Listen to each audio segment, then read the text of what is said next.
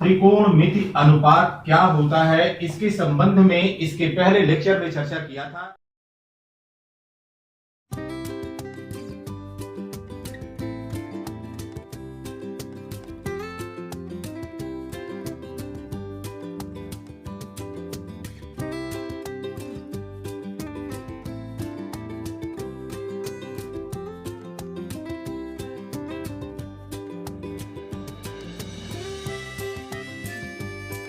यह six relationship थी और इस सिक्स रिलेशनशिप को आपने एकदम याद रखना है। पंडित बद्री प्रसाद हर हर बोले और सोना चांदी तौले, यहां पर जो यह वाक्य लिखा गया है, इसके पहले जितने भी वर्ड हैं, इन पहले वर्ड्स को यहां पर देखिए हमने सर्किल कर लिया और सर्किल करके यहां पर अब आप अलग लिख लीजिए P B P, H H B, S C T. अब क्या करिए, यहां से हर एक ग्रुप से यहां पर आप देखिए तीन तीन का यह समूह बन गया है और प्रत्येक समूह से आप एक एक अक्षर को लीजिए। यह हो गया P बटे एच, P बटे H is equal to S, और यस का मतलब यहां पर हो गया साइन थीटा, यस का मतलब हो गया साइन थीटा, P का मतलब हो गया परपेंडिकुलर, H का मतलब हो गया हाइपोटेनस। तो यहां पर यह हो गया लंब, लंब बटे कर्ण, लंब बटे कर्ण, और यह बराबर हो गया साइन थीटा। अब दूसरा देख लीजिए, इसी में अगर दूसरे समूह को लेते हैं, हर एक से दूसरा लेते हैं, तो यह हो गया B divided by H, B divided by H is equal to C, और C stand for cos theta, C stand for cos theta. तो यहां पर यह B बेस हो गया, H हाइपोटेनस हो गया, और यह कॉस थीटा के बराबर हो गया। और तीसरा यहां पर हो गया P divided by B, P divided by B is equal to T, या यह हो गया tan थीटा। इसका मतलब हुआ कि परपेंडिकुलर डिवाइडेड बाई बेस या लंब बटे आधार, यह tan थीटा के यहां पर। अब जो बार बार आपको कह रहे हैं कि जो ध्यान देने की बात है कि यहां पर ए बी सी, अब यहां पर देखिए यह एंगल 90 डिग्री है, means angle B is equal to 90 degree, और यहां पर एंगल ए अगर थीटा के रूप में लिया गया है तो यह इसका आधार हो जाएगा, यह इसका आधार हो जाएगा, और यह इसका लंब हो जाएगा, या इसी को संगत भुजा कहेंगे, संगत भुजा कहेंगे। और इस बात को या इस भुजा को, बीसी भुजा को हम विपरीत भुजा कहते हैं, विपरीत भुजा कहते हैं। तो इस चीज पर ध्यान देना है। फिर देखिए चित्र में अब थोड़ा सा परिवर्तन अगर कर दें, यह A है, यह B है, यह C है, यह कोण 90 डिग्री है, और यहां पर अब रिफरेंस एंगल को लिए लिया जाए, C जो है वह थीटा के बराबर हो जाए, angle C is equal to theta के अगर बराबर हो जाएगा तो B के सामने या 90 के सामने यह भुजा हमेशा कर्ण रहेगी, लेकिन अब यहां पर आधार यह हो जाएगा, यह आधार हो गया या संगत भुजा हो गई, और यहां पर यह विपरीत भुजा हो गई, विपरीत भुजा हो गई, और इसी को हम लंब कहेंगे।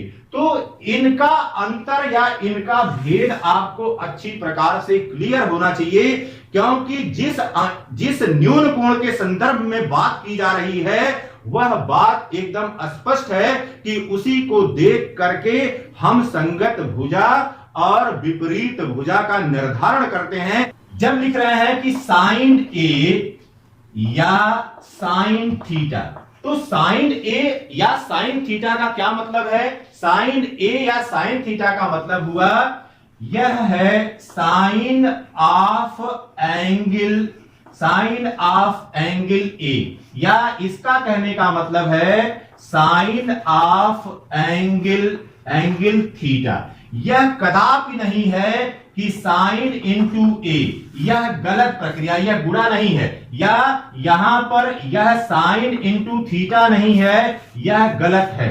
यह बता रहा है कि कोण ए का कितना साइन है, कोण ए का साइन, या यहां पर हमको पता चल रहा है कि कोण थीटा का साइन कितना है। तो यह बात भी स्पष्ट होनी। अगली चीज, दूसरी बात यहां पर आपको ध्यान रखना है कि जब हम बात कर रहे हैं त्रिकोणमिति अनुपात की, त्रिकोणमिति अनुपात की, तो इस त्रिकोणमिति अनुपात में जो भी चर्चा हो रही है वह केवल और केवल न्यून कोण के लिए या एक्यूट एंगल, समान कोणों के लिए त्रिकोणमिति अनुपात समान होते हैं। अब यहां पर देखिए, एक हमने समकोण त्रिभुज लिया हुआ है और यह समकोण त्रिभुज है ए बी और सी। एक एंगल बी इसमें वह राइट एंगल है या 90 डिग्री का है। तो अब यहां पर अगर इस एसी भुजा पर कोई बिंदु हमने चिन्हित कर लिया, यह पी बिंदु ले लिया, और इस एसी भुजा को हम आगे बढ़ा देते हैं। इसी प्रकार से इस एबी भुजा को आगे बढ़ा देते हैं और इस एसी भुजा पर कोई बिंदु क्यू ले लेते हैं, क्यू ले लिया, और इस एबी भुजा पर कोई बिंदु, अब यहां पर पी बिंदु से इस पर एक परपेंडिकुलर ड्रॉप कर दिया या लंब डाल दिया।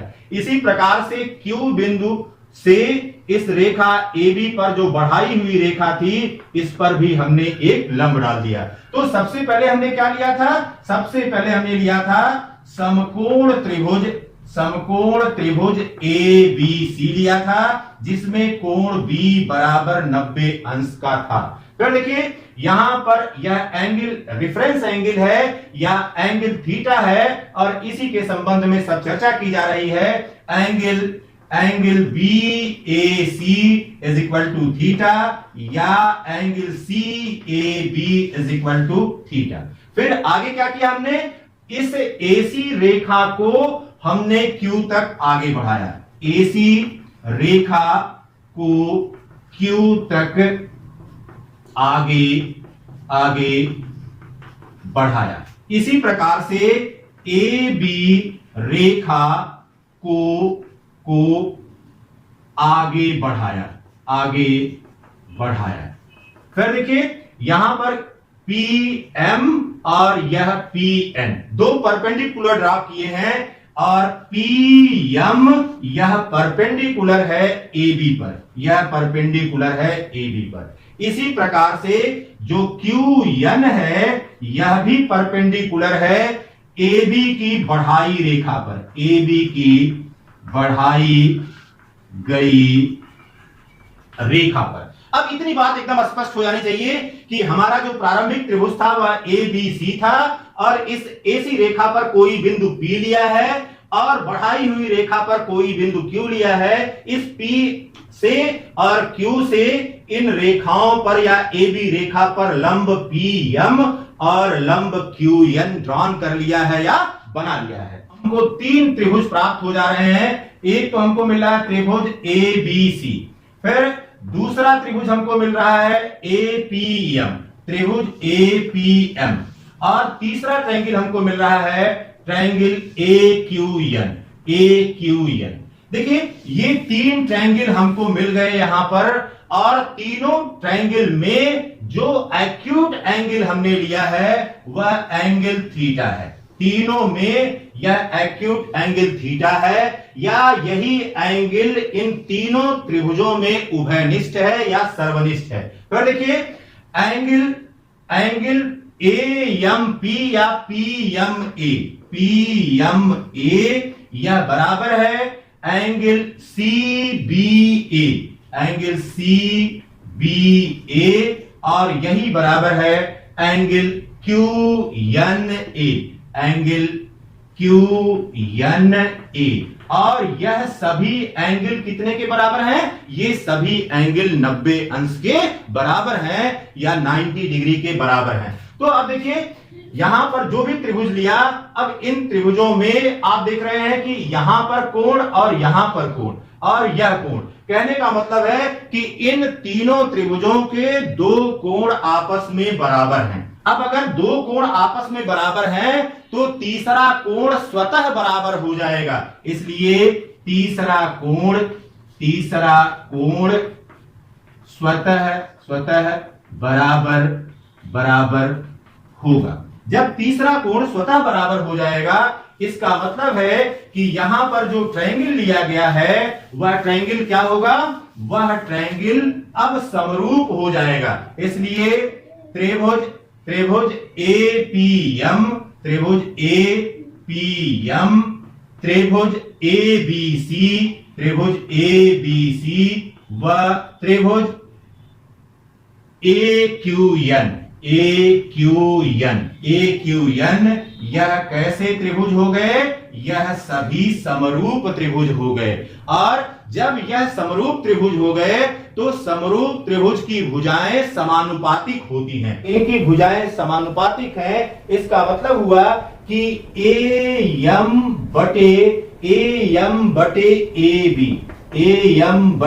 AB यह बराबर हो गया PM बटे BC, यह बराबर हो गया AP बटे AC। यह देखिए, यह भुजाओं का अनुपात केवल इन दोनों त्रिभुजों को लिया हुआ है। यहां पर देखिए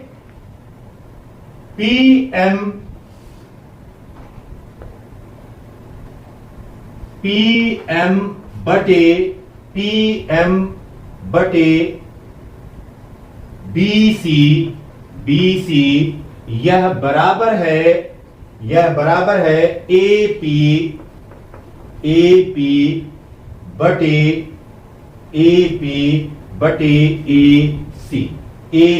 बटे AC। अब यहां पर हमको मिल गया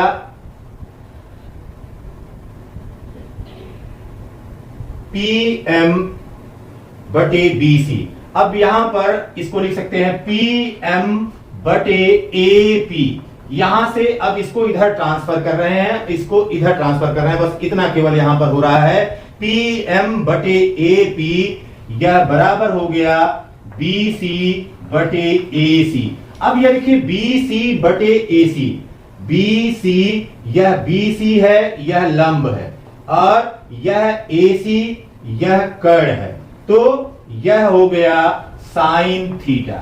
अब ये देखिए, यह इस पहले त्रिभुज के लिए परिभाषित था कि लंब बटे कर्ण यह साइन थीटा के बराबर होगा, और हमको प्राप्त हो गया कि यह PM बटे AP के लिए, या जो यहां पर दूसरा त्रिभुज लिया APM लिया, उसके लिए भी सत्य है। इसका मतलब है कि अन्य जितने भी कॉस थीटा, टैन थीटा, या कॉसेक थीटा, या सेक थीटा, या कॉट थीटा, यह जितने भी त्रिकोणमितीय अनुपात हैं, उन समस्त त्रिकोणमितीय अनुपातों के लिए यह बात सत्य है कि अगर कोण बराबर होगा तो त्रिकोणमितीय अनुपात समान होगा। भुजाओं की लंबाई का त्रिकोणमिति के अनुपात पर कोई प्रभाव नहीं पड़ता।